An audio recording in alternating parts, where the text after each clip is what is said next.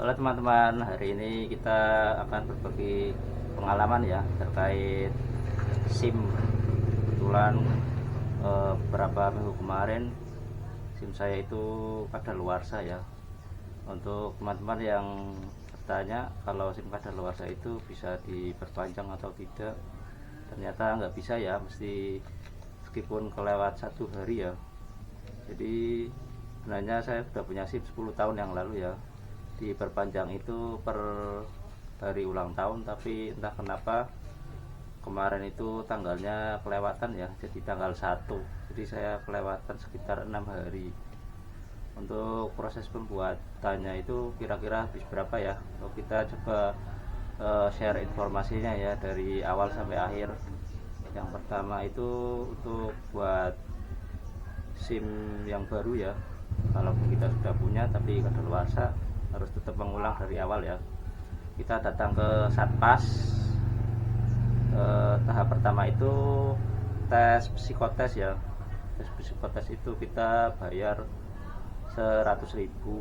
Kemudian materi tesnya itu nanti sekitar ada pernyataan-pernyataan ya, sesuai dengan keadaan psikis kita ya. Misal ada pertanyaan gini, pernyataan gini, apakah kita mudah lelah atau tidak. Jika sesuai berarti conteng ya, jika jika tidak sesuai berarti pilih tidak, itu aja terus ya. Soalnya itu ada 30 kalau nggak salah. Kemudian setelah tes psikotes itu kita lanjut tes kesehatan. Untuk bayarnya itu 75.000 ya, yang tadi 100 kemudian 75.000. Untuk kesehatan itu ceknya seperti biasa ya, tekanan darah, kemudian tinggi badan, berat badan itu wajar lah. Kemudian 2 berkas itu udah selesai, kemudian dikumpulkan lagi ke Satpas ya. Kemudian kita masuk ke loketnya ya, dikumpulkan, nanti kita dapat formulirnya kita isi ya. Formulirnya itu isi data kita sesuai KTP ya, seperti nama, tanggal lahir, kemudian pengajuan SIM yang kita buat ya, SIM C ya untuk motor ya. Kemudian setelah selesai dikumpulkan lagi ke loket, kemudian langsung foto ya. Untuk setelah selesai foto kita lanjut ke kamar yang sebelahnya, itu ujian praktek ya, ujian tertulis ya atau teori. Untuk ujian teori itu kita pakai komputer ya, jadi pertanyaan-pertanyaan lewat komputer, diberi waktu satu soal sekitar berapa detik untuk menjawab.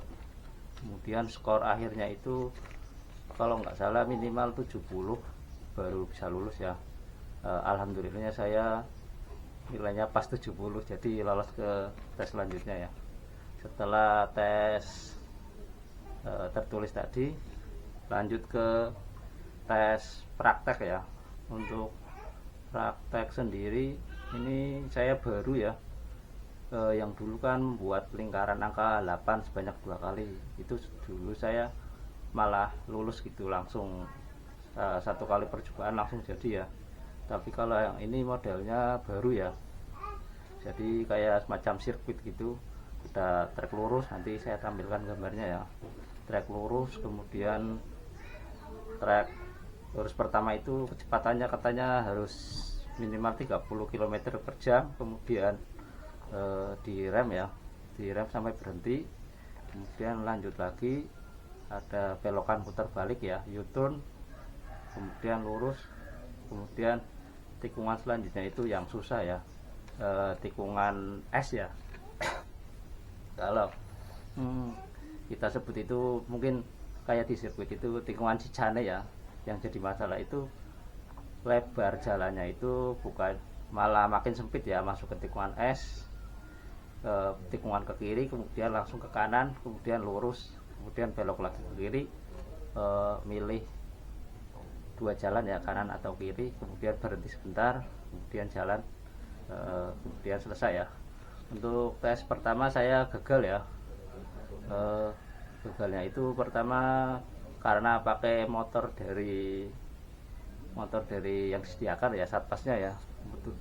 Kebetulan itu pakai Matic Vario ya, itu kan bodinya kan lebar ya, meskipun yang awal kan gagal karena nggak boleh nabrak kon ya, konnya itu nggak boleh jatuh,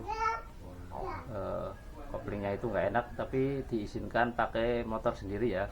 Habis itu saya pakai motor sendiri dari yang sama, bisa melewati itu semua ya, tapi kata tugasnya itu kurang cepat ya, jadi waktunya juga dihitung ya pakai stopwatch, karena nggak lulus jadi harus mengulang minggu depannya. Dan untuk tes-tes yang sebelumnya ya semacam tes psikotes itu hasilnya dikembalikan ya, sertifikat tes psikotesnya itu dikembalikan ke lembaga psikotesnya lagi, kemudian kita minta uangnya lagi yang 100.000. Jadi yang balik itu 100.000 nya, tes kembalinya prakteknya lagi itu minggu depannya ya. Mungkin untuk teman-teman agak kesulitan ya untuk jadwal tes praktek, kepotong waktu kerja atau gimana. Kebetulan kan saya kan kerja sendiri, jadi bisalah diluangkan waktu minggu depannya ya. Kemudian lanjut ke minggu depannya ya, setelah selesai ya, pagi-pagi saya langsung ke tempat tesnya ya. Sebelum datang ke tes, saya datang ke tempat psikotesnya lagi, karena sudah tes jadi saya cukup bayar aja 100.000 dan sudah dapat sertifikatnya lagi ya untuk dikumpulkan ke tempat tes lagi. Dan di hari tes yang kedua ya, saya pakai motor bebek ya, langsung bisa ya, sekali percobaan pertama langsung jadi, tapi disuruh lagi ya, disuruh 2 kali ya, dicek bisa apa enggak. Kebetulan dua-duanya bisa ya, langsung ya, alhamdulillah. Setelah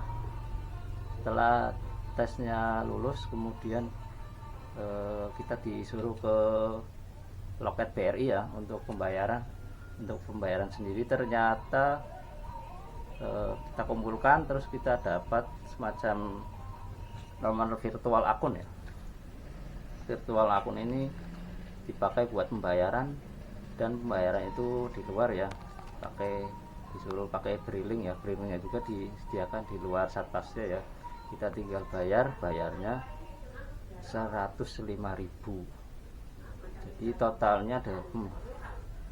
totalnya biaya pembuatan SIM baru ya, karena kadaluarsa tadi disuruh ngulang lagi dari awal, tes dari awal sampai selesai, habisnya berarti 175.800. Kemudian bayar yang di loketnya 105, totalnya itu 280.000 ya. Setelah dibayar, struk pembayaran itu dikumpulkan ke loket awalnya tadi ya, di satpasnya, tinggal kita nunggu SIM-nya jadi, dan SIM-nya pun selesai. Untuk masa kadaluarsanya sendiri, dulu kan per ulang tahun ya, ini mungkin awal kadaluarsanya per pembuatannya ya, tapi buat teman-teman jaga-jaga aja ya, biar nggak seperti saya. Sebenarnya saya sudah wanti-wanti Januari kemarin itu sudah mau habis, tapi karena ya masalah nyari uang dulu ya, jadi saya kumpulin uang dulu. Akhirnya akhir Februari saya mau buat ya, tapi ternyata setelah lihat tanggal ternyata sudah kadaluarsa dan nggak boleh diperpanjang ya, harus bikin lagi. Oke, terima kasih sudah menonton dan sampai jumpa di video selanjutnya.